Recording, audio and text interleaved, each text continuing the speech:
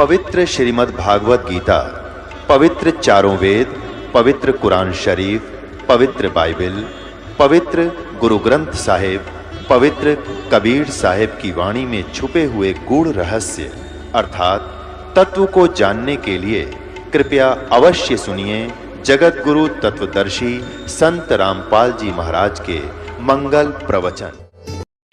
सतगुर पुरुष कबीर की कोई न चल है गैले, बिना पंथ पग धरत हैं गगन मंडल में सैले। पग से ती दुनिया चला ये पंछी परों उड़ाने, ऊंचा महल कबीर का जा नहीं जमी आसमान। गिव नीम मंडेरन मैल के नहीं घाट नहीं बाटे, ऊंचा तख्त कबीर का कैसे कीजे साठ।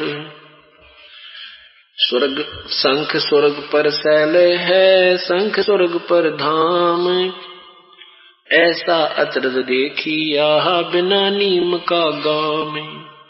बिना नीम के नगर में वो बसते पुरुष कबीर, शिव ब्रह्मादिक थकत हैं कोई न जा कोई धरे जादीरी। लख लख योजन उड़त हैं ये स्वर नर मुनि जन संत, ऊंचा धाम कबीर का कोई न पावे अंत। जावे सो पावे नहीं उल्ट पंथ की चाल, दिल ही अंदर दर्श है योजन शंख विशाल।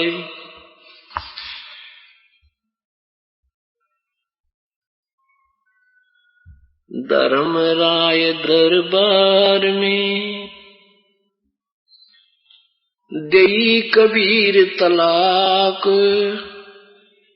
बोले चुके हंस को तू पकड़ियो मत कजाक। आदमी गरीबदास साहिब जी कहते हैं कि पूर्ण परमात्मा कबीर साहब मुझे मिले और मुझे साथ लेकर के सतलोक गए। रास्ते में धर्मराज का स्थान जहां पर न्याय वो सबका न्याय करता है, अकाउंट देखता है, लेखा जोखा करता है, वहां भी गए। ब्रह्मा विष्णु महेश का सारा व्यवस्था दिखाई, वहां उनके लोक दिखाए, इंद्र का लोक दिखाया, नरक दिखाया, पूरी व्यवस्था सारे इस ब्रह्मांडों की मुझे दिखा करके सतलोक लेकर गए। रास्ते में जब धर्मराज के पास पहुंचे तो धर्मराज के पास जाते ही परमात्मा को देखते ही धर्मराज ने खड़ा होकर के दंडवत प्रणाम किया, अपना आसन त्याग दिया। जैसे उच्च अधिकारी और छोटे कर्मचारी पर जैसे अपनी आदेश देता है और कर्मचारी शिष्टाचार से प्रणाम करता रहता है और वो अपनी हुक्म सुना रहा होता है, ऐसे परमेश्वर वहां पहुंचे तो धर्मराज के सामने ब्रह्मा विष्णु महेश की भी काया कांपती है और वो परमेश्वर के सामने कांप रहा है। क्या आदेश देते हैं परमात्मा? धर्मराय दरबार में देई कबीर तलाक, मेरे भूले चूके हंस को तू पकड़िए मत कजाक।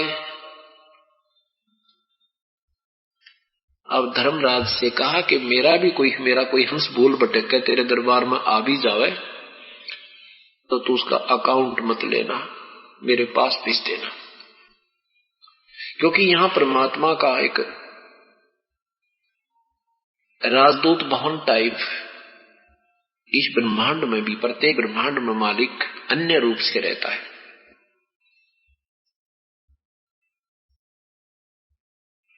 तो क्या बता रहे हैं कि कोई हंस मेरी भक्ति करने वाला किसी कारण से पथ से विचलित हो जावे, नाम छोड़ देता है और वो वहां चला जाता है, और उसको भी तो मत पकड़ना, मेरे पास भेज देना।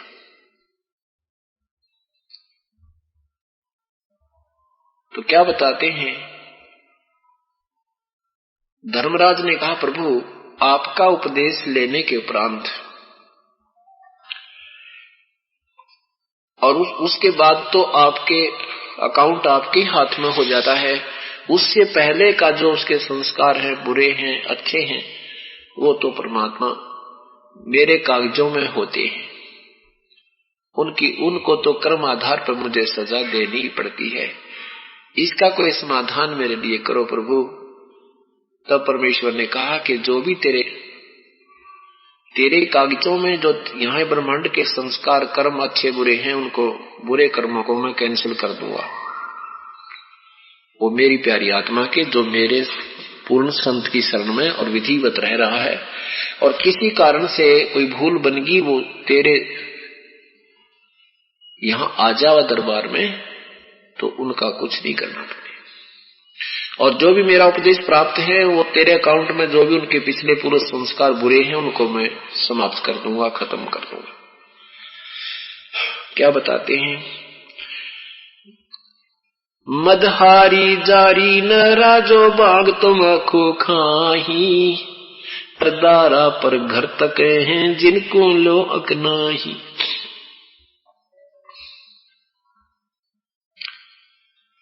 धर्मराय विनती करे सुनियो पुरुष कबीरी, वो तो मोहे पकड़ने पड़े और जड़नी पड़े जंजीरी। जो मदहारी, जो शराब पीते हैं और परस्त्री गमन किया है, जिन्होंने भांग तमाकू आदि खाते हैं, शराब पीते हैं, मद पीते हैं,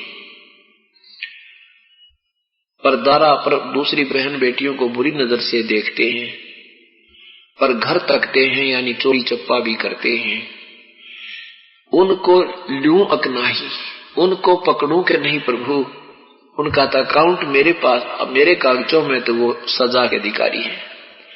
परमात्मा कहते हैं, कोष्टी हो वह संत बंदगी कीजिए, हो वैसा कर सुवास चरण चित दीजिए। गीता जी में वैसे लिखा है कि अति दुराचारी व्यक्ति भी क्यों ना हो, उसको भी सत्संग में आ जाए तो उसका अनादर नहीं करे, मन में उससे नफरत नहीं करे।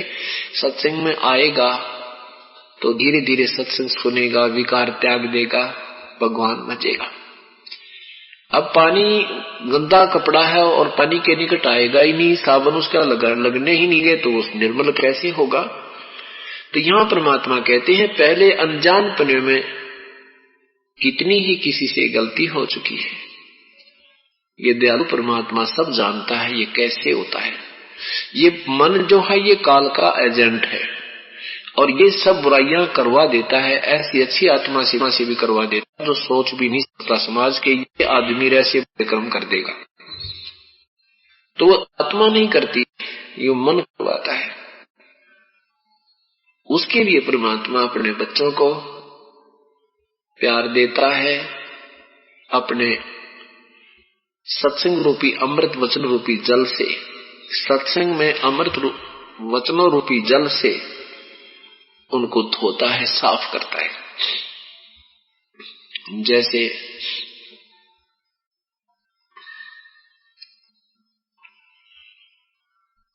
बच्चा छोटा सा पालने में झूल रहा है और फिर वो कुछ देर के बाद रोता है, माँ जाती है, देखती है बच्चे ने टट्टी भी कर रखी है, पेशाब भी कर रखा है, हाथ पैर भी सारे खराब कर रखे हैं। माँ को वो बेटा बुरा नहीं लगती, वह बेटी बुरी नहीं लगती जो छोटा सा बालक पालने में टट्टी पेशाब करके हाथ पैर दस्त सारे खराब कर रखे। उसको वो बच्चा बुरा नहीं लगता माँ को, उसको पता होता है इसने बेरा कोई ना बालक है, अनजान है, ये विवश है। तो उसको क्या करती है, धोती है, साफ करती है, रोता है तो साथ में लाड करती है, मत रो बेटी, मत रो बेटा, और फिर साफ करके पानी दे और फिर सीने से लगाती है, प्यार करती है और फिर दूध पिलाती है। ऐसे हम अनजानपने में जो भी बुराई कर चुके हैं, हम कति खराब हुए पड़े हैं। इस सत्संग रूपी जल में आने से हम साफ हो जाएंगे। ये परमात्मा साफ करेगा, अपना दूध पिलाने योग्य करेगा और हमारे सब गंदों को साफ करके निर्मल कर लेगा। हम लाल, आप लाल हो परमात्मा की, उसको उतने ही प्यारे लगते हो जैसे माता पिता को अपने बालक लग गया करे। हम कति अनजान हैं, शराब पीते हैं, मांस खाते हैं, चोरी कर देते हैं और बुरी नजर भी रख लेते हैं। इनके हमने बहुत भयंकर पाप भोगने पड़ते हैं, उनसे हम परिचित नहीं, इस करके हम गलतियां करते रहते हैं और उन गलतियों की कितनी भयंकर पीड़ा होती है, कितना दुख होता है, उसके विषय में एक झलक आपको सुनाते हैं।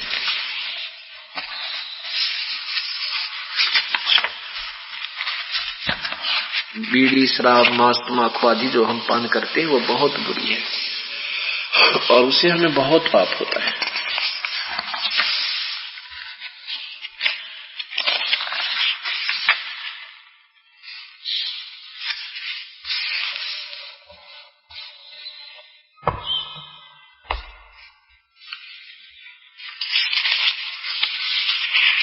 मांस खाते हैं, जो बुराइयां करते हैं, उनको बहुत पाप लगता है।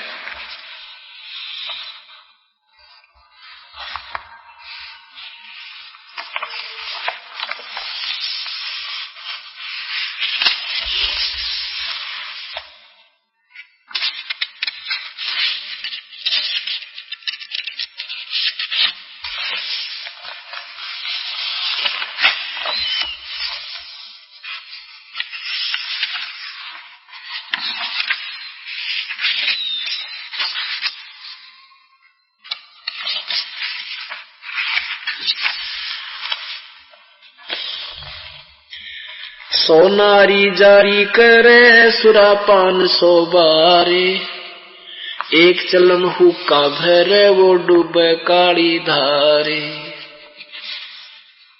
पुण्यात्मा, अनजानपने में तम्बाकू, हुक्का जो है एक इम्पोर्टेंट चीज बना ली, इम्पोर्टेंट आइटम बना लिया समाज ने कि भाई जिसके घर में हुक्का नहीं है वो घर की सा। ये आम कहावत हम सुना करते थे और उस आदमी को बहुत बुरा माना करते जो जाते ही हुक्का ना भर दे, कोई मैं महान जाता था तो जाके पूछा करते थे घर वाले, भाई वहां गया था रिश्तेदारी में, तेरी कैसी सेवा की, तो बताता था बस जाते हुक्का भरा और चलम सीढ़ी नहीं होने दी मेरी। वाह भैया, बड़े अच्छे सेवक हैं वो तो, रिश्तेदार बहुत अच्छे हैं, चलम ठंडी नहीं होने दी होकेगी, बहुत बढ़िया है। तो इसको बहुत अच्छा मान्या करते हैं। अरे वो तम्बाकू, वो हुक्का कितना दुश्मन है इस जीव का। काल ने वो काम पहला शुरू किया जो कति विनाश करवा दे इस जीव का, भक्ति नहीं कर, इसमें इतने पाप इकट्ठे हो जाए, धोए तो बिना धुए, ऐसा कर्म कराता है। अब देखो गांव गांव में ये दास सत्संग करने जाता था, नाम लेने वाले से कहा जाता था कि बच्चों हुक्का भी नहीं भरना है, बहन बेटियों तुमने हुक्का भी नहीं भरना है, पीना तो दूर रहा, आग भी नहीं रखनी है बुड्ढे के हुक्के में, किसी के में भी। तो गांव वाले लोग ऐतराज करने लगे, यो किसा गुरुजी बालका ने उल्टी शिक्षा देश है, हुक्के भरते भी नाट्य बुढ़ेंगे। यानी जो भी बुराई घर कर चुकी है समाज में, उसके विपरीत अगर जरा सा कोई बोलता है तो समर्थक ज्यादा होते हैं उस बुराई वाले के, और उसके विपरीत बोलने वाले का समर्थक कोई नहीं होता। तो इस प्रकार उनको दुख होता था कि यू किसा गुरुजी बड़का नोटी शिक्षा देश है, ओके पर नाट्य है। एक बात बताओ, तम्बाकू बहुत, अगर तुम हुक्के को तम्बाकू को अच्छा मानते हो तो अपने छोटे छोटे पोतों को, बेटों को पिला के दिखाओ हुक्का, ले बेटा पी थोड़ा सा। जैसे दूध पिलाते हैं, दादाजी दूध पी रहा है, पोता या पोती आ जाती है तो अपने मुंह मथी निकाल कर दूध को छोड़ के न्यू कह दे, बेटी आजा बेटा थोड़ा सा पी ले, देख तेरी चोटी बड़ी होगी। और यानी 100 प्रकार से उसको भला फुसला के और दूध पियावेगा, उसको थोड़ा बहुत जरूर पिलाएगा। और हुक्का आप तो कहेगा ले रहे पोता हुक्का ला भर के, बेटे हुक्का भर, और वो पोता घूट लगा देने का, मारूंगा तेरा जो पिया है, बहुत बुरी चीज है, मत ना पीना इसको, आज के बाद पाप लगेगा तुम्हें। कमाल की बात है। फिर ऐसा बढ़िया हुक्का है तो प्यान अपने पोते न बेटिया ने चोटी पकड़ पकड़ कर पिला इनको, अरे बेटा पी थोड़ा सा, बेटी आजा एक हुक्का पी ले। ये महा बुराई है, पता भी है उनको कि बुराई है, फिर एक रिवाज बन गई। जैसे पवित्र हिंदू समाज मांस खाने वालों को महापापी मानता था, और मुसलमानों को इसलिए हे समझते थे, घृणा करते थे कि वो मांस खाते हैं, और बाकी बुराई तो सारे करें। मुसलमान शराब नहीं पीते थे, हिंदू शराब भी पीवे, हुक्का भी पीवे, पर मांस नहीं खाते थे। पहले तो कुछ भी नहीं खाते पीते थे, पर बाद में ये बुराइयां घर कर गई थी। लेकिन मांस अभी तक नहीं खाया करते थे, और उनको इसलिए बुरा माना करते थे कि वो मांस खाते। वह आज हिंदू समाज भी पीछे नहीं रहा मांस खाने में, क्योंकि बुराई बहुत शीघ्र ग्रहण करती है, वो जल्दी फैल जाती है। तो क्या जिन कबीलों में मांस खाया जाता है और वहां कोई बटेऊ जाता है, मेहमान जाता है, उसके लिए स्पेशल बकरा काटा जाता है। अन्यों कहेंगे कलेजा कलेजा लाइए बटेऊ के लिए, मेहमान के लिए कलेजा निकाल के वो बनाना बढ़िया वाला। अब उस कबीले में, उस परिवार में सभी मांस खाते हैं, और नवजात शिशु बच्चे जब सियाने होते हैं, बड़े होते हैं, उनको पिता भी, दादा भी, दादी भी, माता भी, रिश्तेदार सब मांस खाते मिलते हैं। तो उस बच्चे को कोई बुरा नहीं लगता कि ये मांस खाना पाप है, उसको बुरा नहीं लगता। और हमारे लिए जो मांस नहीं खाते थे और उनको कोई नो कह दे ना इसने मांस खा लिया, उल्टी गिर जाती थी मांस का नाम लेने मात्र थे। तो वो इतना, इसी प्रकार हुक्का जो है इतना भयंकर पाप है, लेकिन ये बचपन से ही हमने पीते हुए नजर आए, और एक विशेष इंपॉर्टेंट आइटम बना रखा था मेहमानी के लिए, तो किसी को बुरा नहीं लगता। ये कितना बुरा है अब देखना।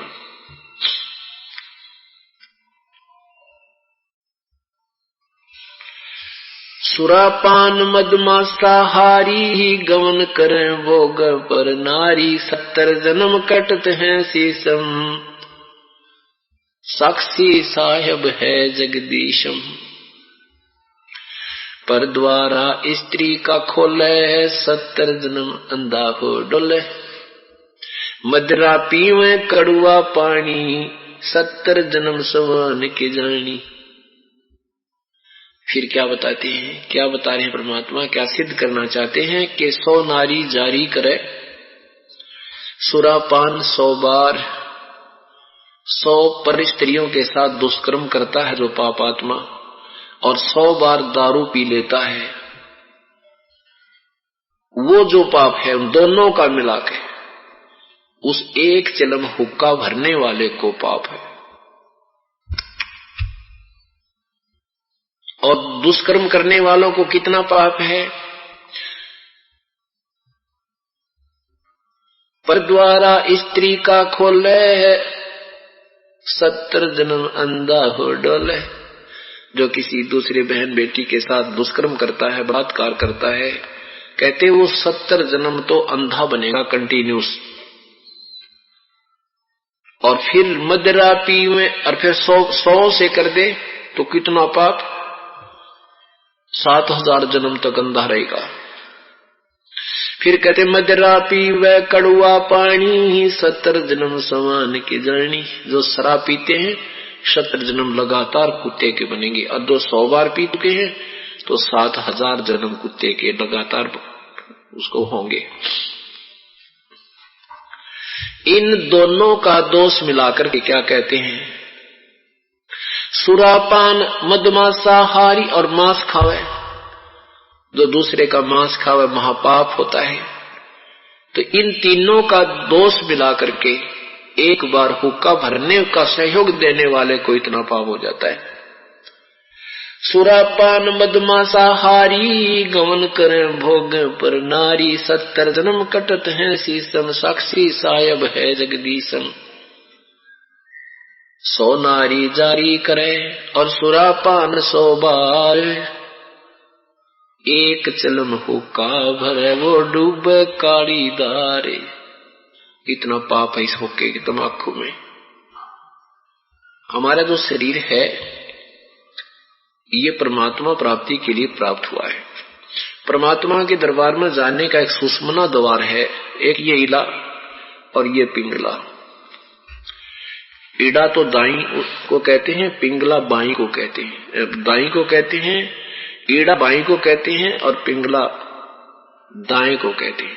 ये दोनों नाकों से जो श्वास जाता है अंदर जाकर के एक सूक्ष्म द्वार है, जैसे छोटी सुई होती है कपड़े सीने की, उसमें धागा डालने का जो छिद्र होता है, ये कितना सुराख है और वो वैसे बंद होता है, वैसे तो सिमरन से उसको खुलकर वो अंदर चलता है। उस द्वार के ऊपर धुएं का मल जम जाता है, वो कति क्लोज हो जाता है और वो द्वार ही बंद हो गया तो ये मनुष्य जीवन कति व्यर्थ है उस जीव का। उसको इतना तो उस हुक्के के तमाकू के से इतना पाप लगा, इतना महादोष हुआ कि ये परमात्मा मिलने का द्वार ही उसने क्लोज कर दिया, बंद कर दिया।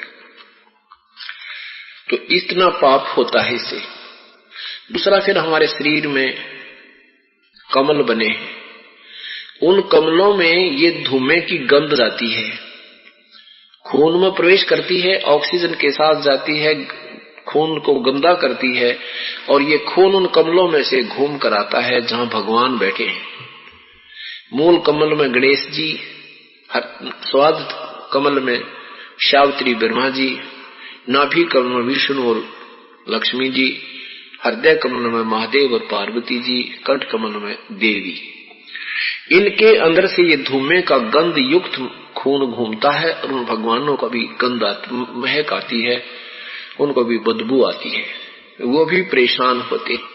गीता जी के 16 और 17वें अध्याय में लिखा है कि ऐसे कुकर्मी प्राणियों को महाघोर नरक में ठोकूंगा, उनको बहुत पीड़ा दूंगा जो इन कमलों के अंदर मुझे और उस पूर्ण परमात्मा को वो ऐसे अमल करने वाले लोग परेशान करते हैं, क्रश करते हैं, उनको महानरक में डालूंगा।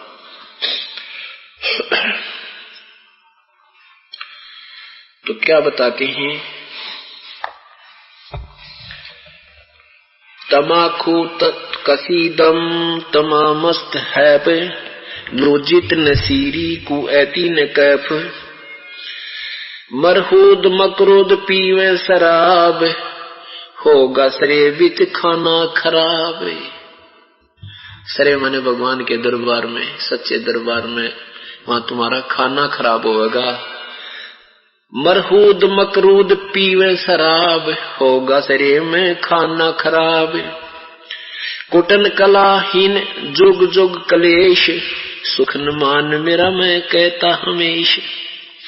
तलक सा तमाकू सिला घोट पीश, दई नाक नास कमल में कसीस। चाहे तो तुम नाक से सूंघते हो, हुक्का पीते हो, बीड़ी के माध्यम से पीते हो, शराब किसी प्रकार भी शराब आदि भी पीते हो, कहते हैं ये सारे शराब की भी गंध कमलों में जाती है, खून के अंदर से जाती है। कमल में कसीस, कमल में रहने वाले उन भगवानों के लिए दुखदाई होती है, कसक बनती है। करी चूर चकना धरा नाक नास, 70 घला ही घती काट मास। बिस्त के दरीबे जकीना दुलद, अगर मूल मौला जम बस्त पह प्रसिद्ध। हिंदू तुर्क जो दीनी तलाक, पी में तमाकू सरे के कजाक। खू नाम खू का तमा नाम गाए, 100 बार सौगंध सौगंध 100 बार इसको न खाए। ओए होए। कहते हैं हिंदू समाज को समझाने की चेष्टा करते हैं कि देखो तुम गौ को कितना आदर से मानते हो, मां के तुल्य मानते हो। कहते हैं खून नाम खून का और तमा माने गाय, ये फारसी के शब्द हैं। तमाकू, तमाकू कैसे बना? तमाकू की उत्पत्ति के लिए एक पौराणिक कथाएं हैं और परमात्मा समझाना चाहते हो तुम पुराणों को सही भी मानते हो, उसी दृष्टिकोण से सोच लो कि ये गाय के खून से बना है तमाकू। कैसे बना है? एक राजा का साधु ऋषि था।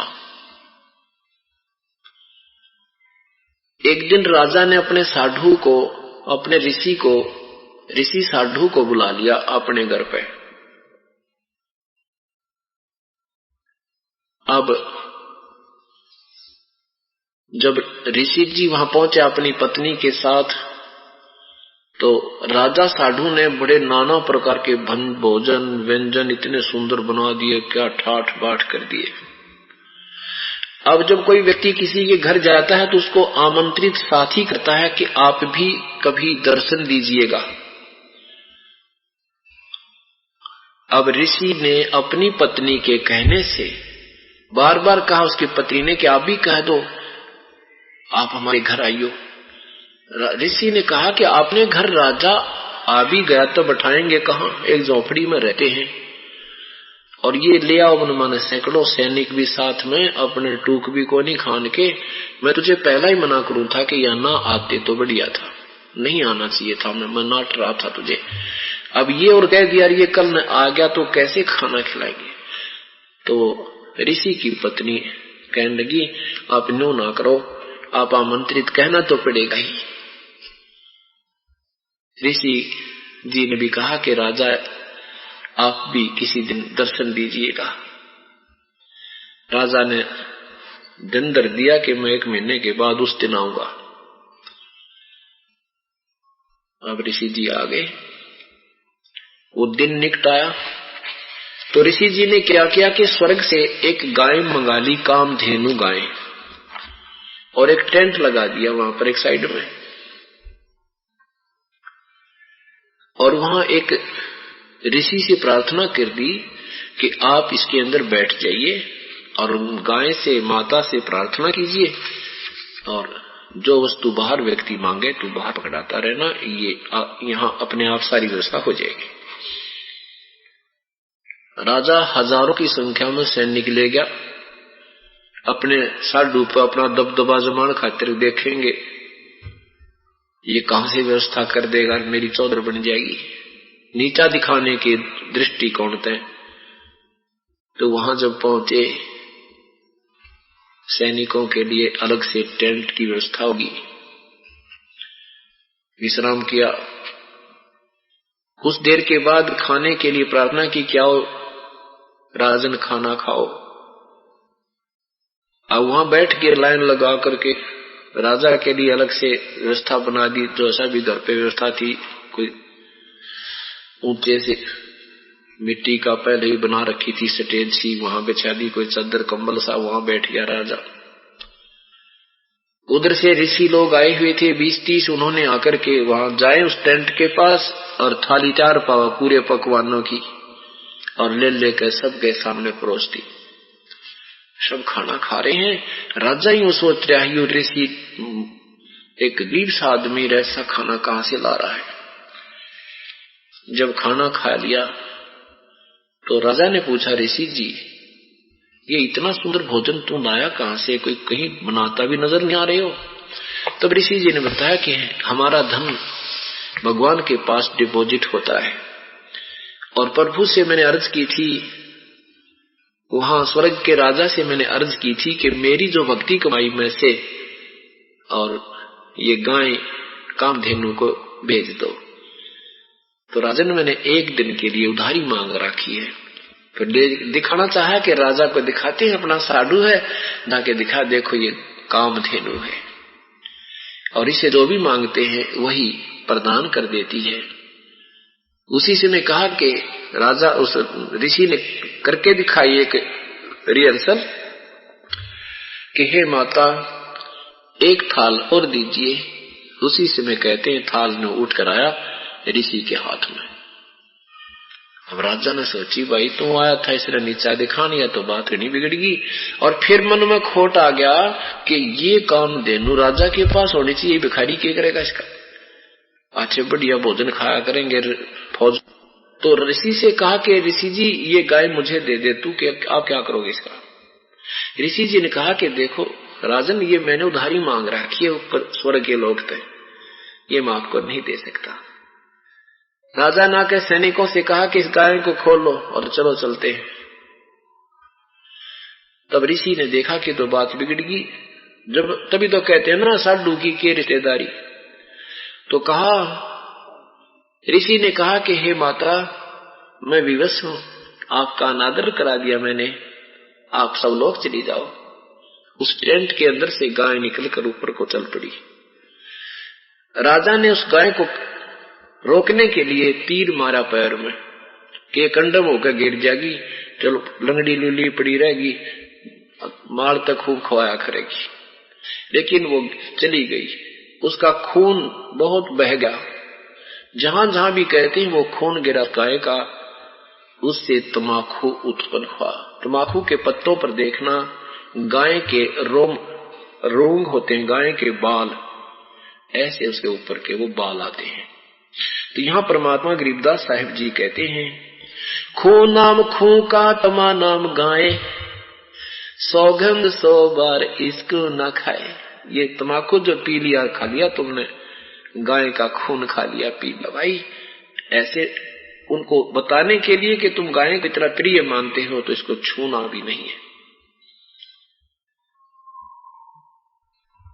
खू नाम खून का, तमाकू, तमाकू गाय का खून, ये नाम है इसका। तमा नाम खून का, तमा नाम गाय, सौगंध 100 बार इसको न खाए। 100 बार सौगंध है, इस तमाकू को पियो न खाओ।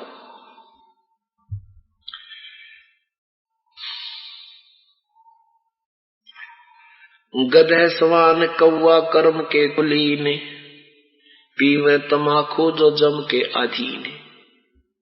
सिदानंद चित्त में तिसम दर हजूर, अधम पाप पापी भय सवाना, सवान और सूर। अधम पापी भय स्वानम सूर।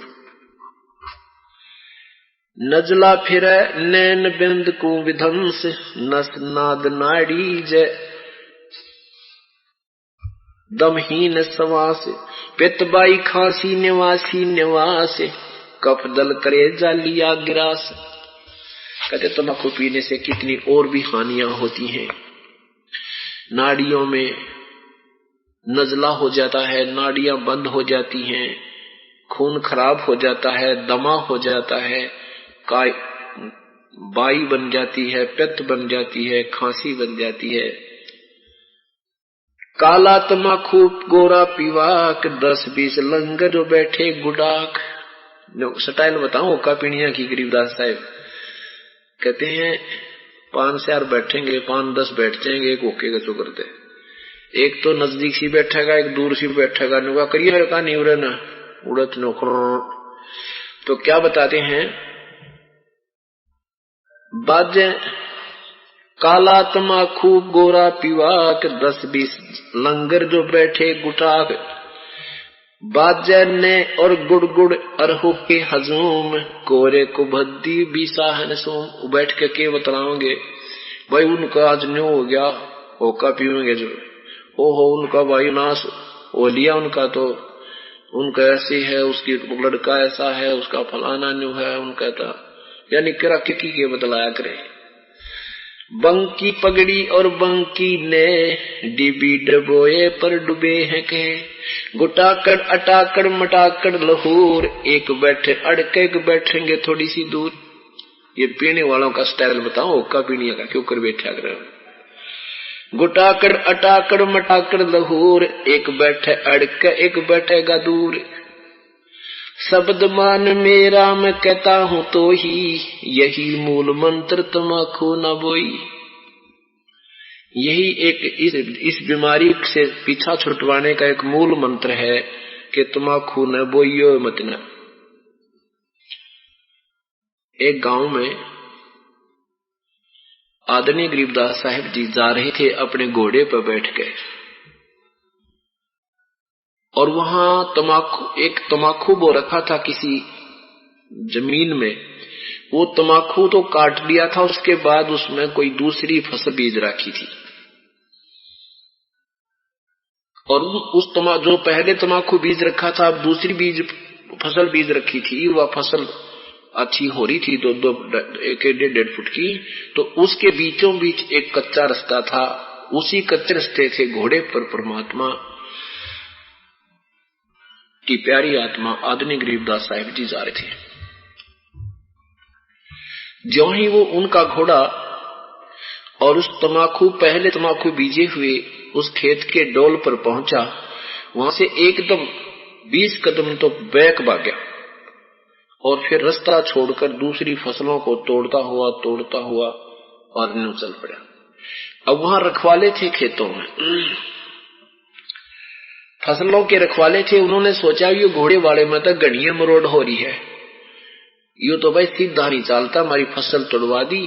तो सभी वो किसान लठ ले लेकर घोड़ा घेर दिया, आगे ते गरीबदास साहिब जी को घेर दिया और नो लठ ठा दिए। अब गरीबदास जी ने घोड़ा रोक दिया और उनको 20-30 ने चारों तरफ से घेर लिया। नो करडी नो बोला तेरा दिमाग खराब हो गया, तुम घोड़ा के ले रहा है, बस हमने सीधा भी नहीं चलता, ऐसे ऐसे करके। और नो लठ मारने के लिए कति 5 फुट की दूरी पर रह गए, लाल आंख कर रहे। परमात्मा ने एक न्यू कर दिया, वो सारे के सारे न्यू पड़े जा गदा का उठा। और ऐसी स्थिति होगी जैसे गोडे टूट गए हो और पड़े पड़े देखो न उठा ना जा। तो वो जान गए कि ये आम आदमी तो कोई ना भाई, ये तो कोई देवता है, कोई कुछ। अंदर जब आदमी हार जाता है ना, फिर सोचा उसके बारे में के सांग से। तो परमात्मा ने कहा भाई क्यों मुझे क्यों मारो थे भाई, के दोष है मेरा, नो तो बता दो। वो कहने लगे जी हमने बोलने जोगे तो कर दो एक बार कि मैं सांस आ जा डलते हैं, फिर बताओ।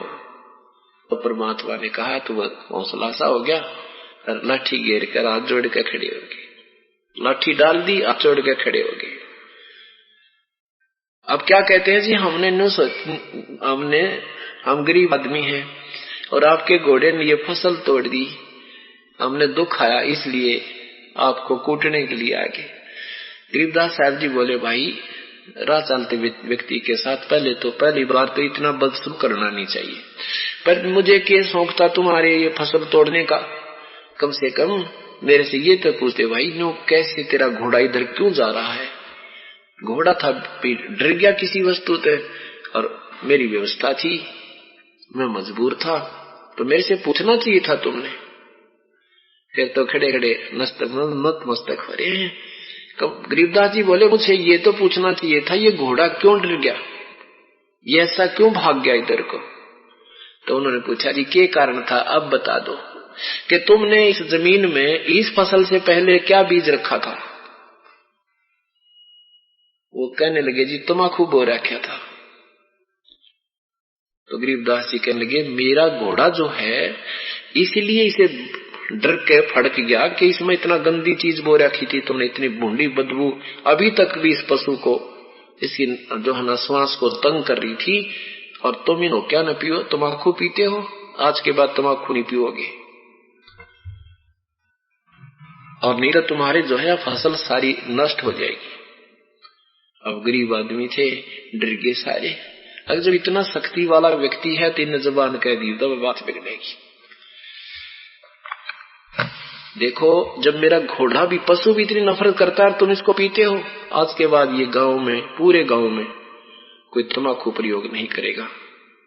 अब देखो, उनकी भले में कहा परमात्मा ने, बुराई छूट जाएगी इनकी इस बहाने। तो वो कहने लगे कि भगवान ये तो ऐसा है वैसा है, और गांव का काम है, और उसके बिना तो सरह नहीं, रिश्तेदारी भी आते हैं। परमात्मा ने बोला नहीं, कोई रिश्तेदारी नहीं, इसमें हुक्का नहीं पियोगे तुम आज के बाद, तुम्हें बस इतनी ही ये वरदान देता हूं। तब तो बोले जी अच्छा, जैसे आप कहोगे ऐसे कर लेंगे। अपना पता बता दिया कि मैं उस गांव से आया हूं, ये मेरा नाम है। गरीबदास से चले गए। अब उन्होंने देखा, उन्होंने सोचा भाई कोई बात नहीं, ओके बिना केसरा भर लो हुक्का, चलो।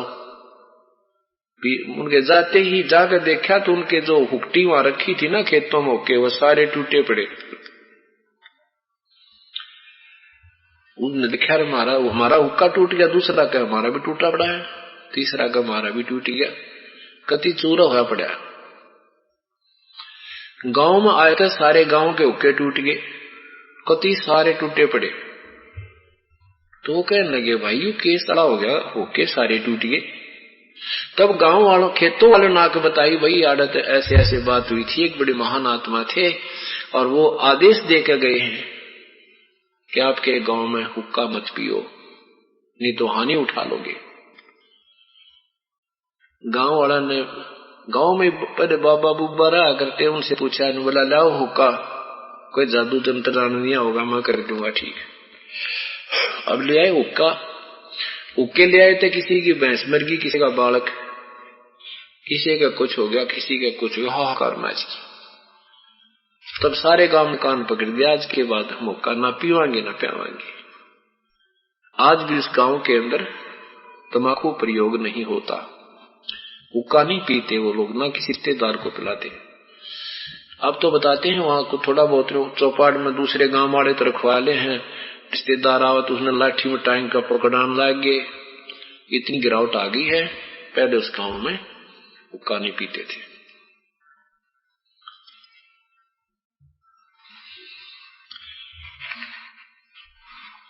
आजाजील बंदा ईरान समोल, सरे का वचन जिन किया अदोल। तमाखू तलबदार जम का जमान, हुक्का हुक्म नेस पीवे हैवान। दम दूत द्वार में खुलक खाल धूम, कमल कंठ में लचिसम अंदरूम। सुरापान बंग मट्टी मांस जो खाही, ककड़ चरस पिए जम लोक जाही। गुदा मूल मुख द्वार गंद्रा शरीर, पड़े मार मिटे जड़े जम जंजीर। पड़े मार मोटी जड़े जम जंजीर, कैफी कमल जो कूंज खेचा कमंद। इला पिंगला दर रुके ब्रह्मरंद्र, इससे ये जो ब्रह्मरंद्र रुकावट हो जाती है, जो सुषुम्ना द्वार के अंदर प्रवेश कर जाता धुआं, और ब्रह्मरंध्र तक को बंद कर देता है। ऐसे दरीबे अमल की जचा, गए गोर गारत पाई न था। चिमटे चिलम ले जखे चहनाक, सोटे की मसलाई दई बीच आंख। तो लंगड़ है लंगड़ा और झूठा लबाड़, अमली के मुख में मूत्र की धार। कड़ुआ ही कड़ुआ तू करता हमेश, कड़ुआ ले प्यारे वो कड़ुआ ही पेश। अब क्या कहते हैं, यम के दूत वहां पर हुक्का पीने वाले को क्या सजा देते हैं, उसके मुख में मूतते हैं ऊपर जाकर, मुंह खुलवा के उसका। यहाँ कहते हैं ना हुक्का पीने ने कहा भाई तेरा कड़ुआ तम्बाकू को ना, दूसरा कहेगा ले मैं ला रहा हूं कोती कड़ुआ, जो कहे कड़ुआ भरिए। तो कहते हैं कड़ुआ ही कड़ुआ तू करे था हमेश, कड़ुआ ले प्यारे वो कड़ुआ ही पेश।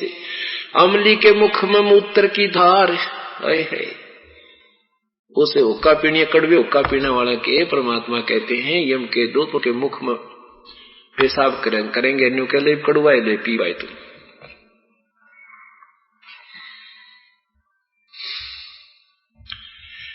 बाड़ू की रेत की ज होते पलाव, खाते ज अमली जम दे गिलाव। रुधिर की नदियां हैं काली कुलीन, डूबे हैं अमली जो दरिया मदमीन। जाते रसातल कुसातल के माही, असंख जग जन्म नहीं छूटत नाही। तमाकू तर्क गर्क कर करोध, ममता मनी मार सुर सुन सार बोध। कामियो क्रोधी तो लोभी लबूट, बचन मान मेरा जम जधुमान घूट। मूर्ख भयानक अचानक अचूक, दर हैं सूत्र दे खाते हैं रूख। पामर परम धाम जाते न कोई, झूठे अमल पर दे जान खोई। कई कहते हैं ना भाई हुक्का पीने तक क्या फर्क पड़ा है, भगवान के भजन में बीड़ी पीने में कोई दिक्कत नहीं आती। कुछ ऐसे पंथ हैं, राधा स्वामी, धन धन सतगुरु, और ये कबीर पंथी, और ये बालयोगेश्वर वाले जी, बालयोगेश्वर जी वाले, सतपाल वाले, ये सारे ओका पीने में कोई बुरा नहीं मानते। देखो बीड़ी बाड़ी का कोई फर्क नहीं पड़ता। एक बहन नाम दीवान जाई अपनी बाण में,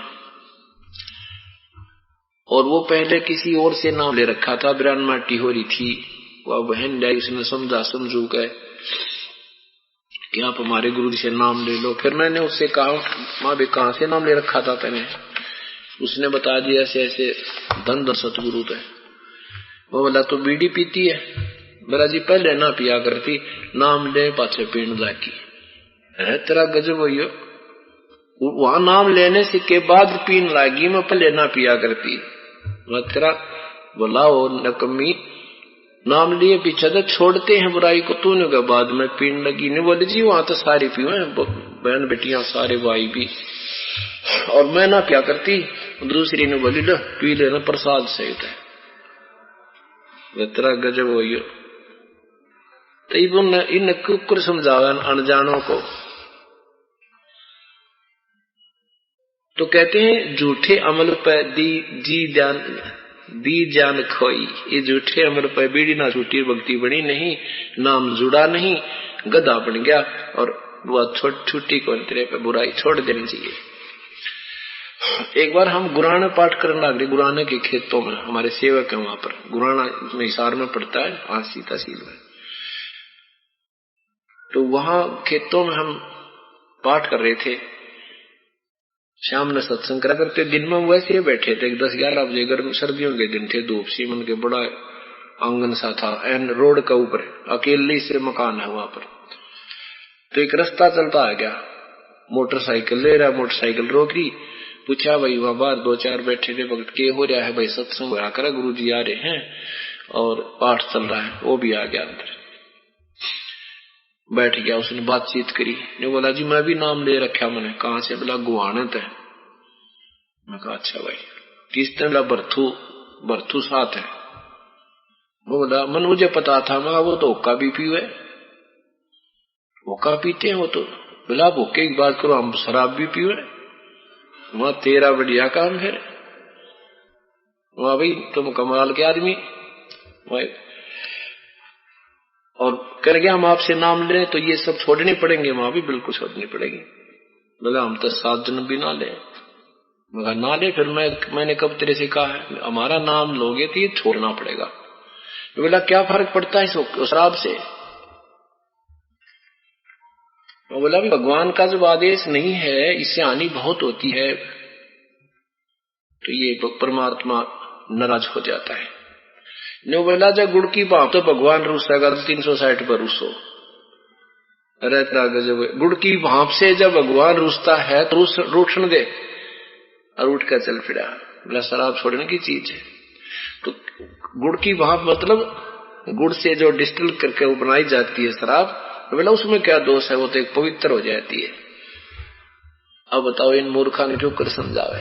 हे भगवान, यानी जिसने बुराई नहीं त्यागनी उसके कोई ना कोई तरीका ढूंढ लेता है बकवाद करने का, अपनी उसकी वकालत करने का।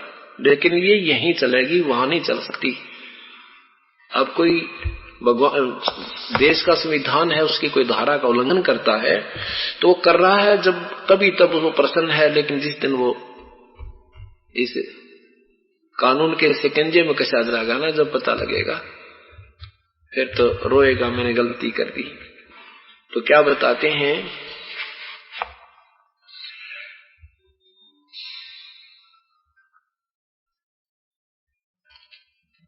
परम धाम पामर परम धाम जाते न कोई, झूठे अमल पर दी जान खोई। ये भक्ति भी करते हैं और दूसरी बुराइयां भी साथ करते हैं, ये कभी भी इष्ट धाम को भी नहीं जा सकते जिस भगवान की पूजा करते हैं। पवित्र गीता जी अध्याय नंबर 16 और 17 में यही प्रमाण दिया है।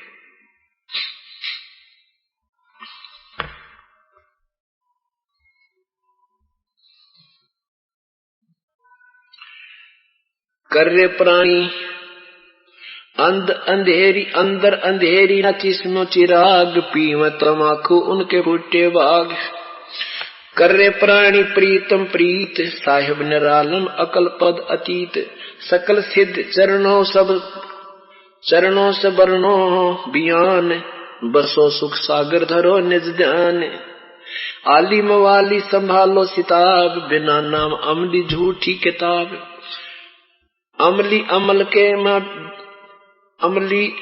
अमल मक के बीच लेट, सूर गौ छाड़ो करो शीस बैठ। दुनिया दीवानी हिवानी हर रोज, अमल आद छाड़ा सुरापान गोज। अलह सीन साबिद दिल दीन सवाफ, मुर्गी न मारो सुनो शब्द साख। कि कहते हैं ये शराबादी मत पियो, मांस मत खाओ, और इन बुराइयों को छोड़ने के लिए संतों की वाणी सुनो, उनकी साखी सुनो। मक्का मने में मदीना मसीत, कुफर दूर कर सो छोड़ो अनीत। गऊ का गला काट खाते जो दूध, दो दिन ममड़ी पियो क्यों न दूध। कहते हैं गां का तुम मांस खाकर खाते हो, ये तो दोनों धर्मों की माता है, दोनों को दूध देती है, ना हिंदू को मना करती ना मुसलमान को, तो तुम क्यों ना इसका दूध पियो, मांस खा के इसको खत्म कर देते हो। 8-9 साल तुम्हें दूध पियावे और फिर इसके बच्चे, इसकी बच्चियां फिर आगे गऊ बने, कोई बैल बने, और इसका मांस मत खाओ भाई, सदुपयोग करो इस पवित्र प्राणी का। गऊ का गला काट खाते जमास, काजी निवाजी चले हैं निराश। मुल्ला मुर्ग मार देते जुबंग, उलट खाल काढ़ी सो बकरी बिनंग। क्योंकि ऐसा जुल्म कर तुम बकरी की खाल तार के और मार देते हो, काटते हो, खाते हो, और फिर भगवान से तुम आंख भी मिलाते हो, उसकी अर्ज भी करते हो, महापाप है। लोटे पंच बख्त तजा है जो नाज, कादर कली जोरत की नाज। मुर्गी अंड फोड़ करते निवाज, और लोटे पंच बख्तम तजा है जो नाज। कहते हूं तो नाज भी नहीं खाओ 1 महीने तक, सुबह से लेकर शाम तक कभी भूखे रहेंगे, और शाम ने मुर्गी मार के खा ली, और फिर नमाज भी करते हो। तुम नमाज करने जीवी क्यों कर दिया है, जीवन सागर का मांस खाकर तुम्हें भगवान का नाम लेने का भी दिल कैसे करता है। तुम तो रीस कर रहे हो, भगवान भक्ति नहीं कर रहे, एक नाटक कर रहे हो।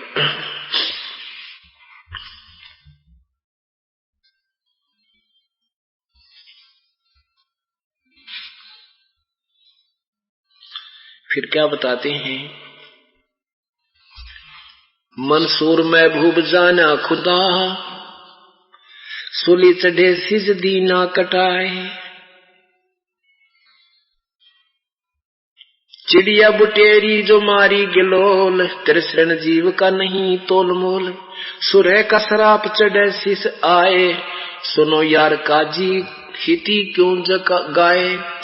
मंसूर महबूब जाना खुदाई, सूली चढ़े शीस दीना कटाई। मंसूर चाला धनी के मिलाप, कटा शीस जाका सुनो आदि साख। दोनों दस्त काट सूली चढ़ाए, ऐसा सरे का धनी का जुराए। जिगर स्वाप सीनम जो 5 हलाल, मंसूर महबूब खेची ने खाल। ऐसे बंदे को जो कयामत धरी, काटे गऊ शीस जा से डरी। तस्बी गले बीच गल काट खाई, काजी मुला कैसे जाना इलाही। अलह के सुलह में चले ना कोई, सुनो या काजी भया नास्तोई। अजाजिल बंदा ईराना गया, धनी का सुखन सवाल मिठा कहा। भयानूर बंदा निरालम जात, मेहर और फजल सब रहा न हाथ। शैतान कल में अजाजिल कीन, फजल मेहर तूफान आई अधीन।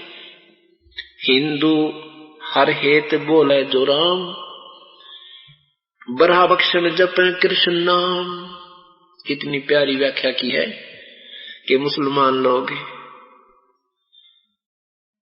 दूसरे का बच्चों बकरों का गाय का गल काट कर, मुर्गी का गल काट कर खाते हो और फिर नमाज भी करते हो। कहते हैं मंसूर को देखो, वो मुसलमान था, उसने परमात्मा पाने के लिए अपना शीश दे दिया, अपने हाथ कटा दिए, और तुम दूसरे का मांस खा करके उस पे कलमा पढ़ करके मुक्ति चाहते हो। ये तुम्हारी अनजान सोच है। एक मंसूर नाम का एक राजा का लड़का था। उस राजा की लड़की मंसूर की बहन नगर के साथ में बाहर बने हुए आश्रम में एक संत से उपदेश प्राप्त थी। उस लड़की को परमात्मा के विषय में बहुत ही अत्यधिक ज्ञान हो गया था और वो अपने गुरुदेव पर पूर्ण रूप से जो है ना आसक्त थी, आश्रित थी कि ये परमात्मा के सही मार्गदर्शक और परम संत है।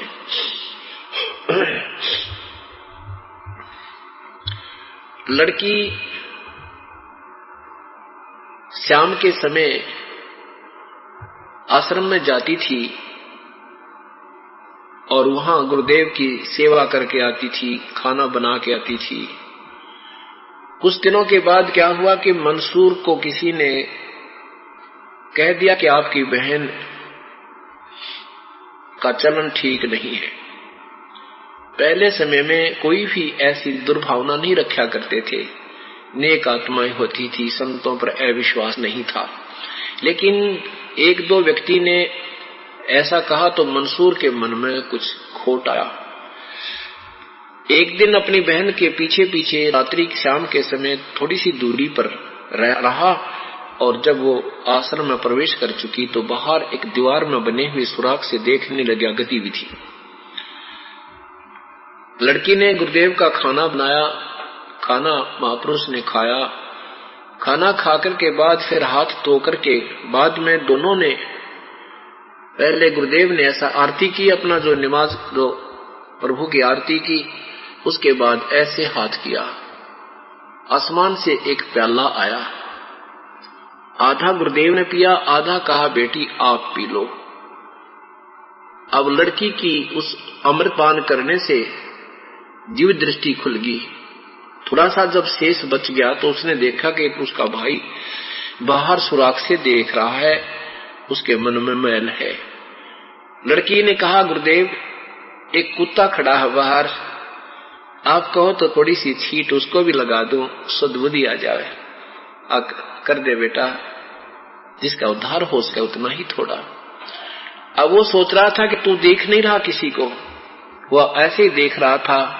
लड़की ने थोड़ा सा साइड से जा करके और उसके जिन्नू देख रहा था, उसके अंदर से वो ऐसे अमृत का वो प्याला शेष जो बचा हुआ था जूठा, वो ऐसे मार दिया और वो मंसूर के मुंह पर लग गया, जीभ पे लग गया।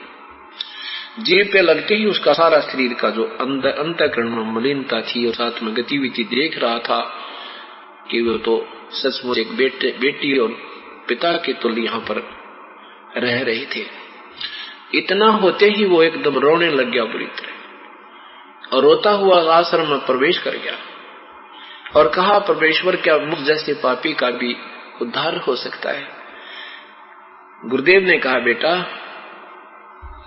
ये संसार ऐसा ही है, ये अच्छे को अच्छा नहीं रहने देता और परमात्मा पाने के लिए किसी की नहीं सुना करते।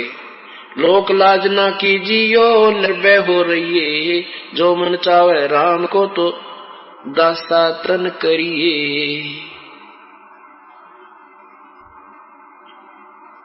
उसी दिन उपदेश ले लिया और समर्पण कर दिया कि परमेश्वर जैसे आप कहोगे दास ऐसे ही करेगा। अब उस मंसूर की लगन बहन से भी अधिक होगी। अब उसने क्या कहा, जैसे हम सत साहिब को बोलते हैं तो उनका एक कोड वर्ड अनल हक था उस संत का। अनल हक का अर्थ होता है कि मैं ही अहम ब्रह्मास्मि, मैं ब्रह्म हूं, यानी परमात्मा मैं ही हूं, जीव ही ब्रह्म है, कुछ इस तरह की उसने उसको बताया। और मुसलमान धर्म में भगवान को आकार नहीं कहते, तो उन दूसरे जो काजी मुल्लाओं को पता लग गया कि एक राजा का लड़का और वहां जा रहा है, उस संत की महिमा बन जाएगी और तुम्हारी नंबर कटेंगे। इस दृष्टिकोण से उल्टी सुल्टी कहकर राजा से कहा कि आपका लड़का तो परमात्मा को साकार बताता है और अपने आप को अल्लाह कहता है, और या तो उसको मना कर दो नहीं तो उसको सजा दी जाएगी। भाईचारा इकट्ठा कर लिया, मुल्ला काजी इकट्ठे हो गए, तो राजा भी मजबूर हो गया। उसने कहा बेटा तू अनल हक मत कहे, अनल हक मत कहे। अब ना उसके कहने थे क्योंकि माने पिताजी के कहने से उसने तो गुरुदेव का आदेश और ये पूर्व संस्कार थे उसके, तो उसने कहा कि अनल हक, अनल हक, अनल हक। वह ब्रह फूट गई इसकी।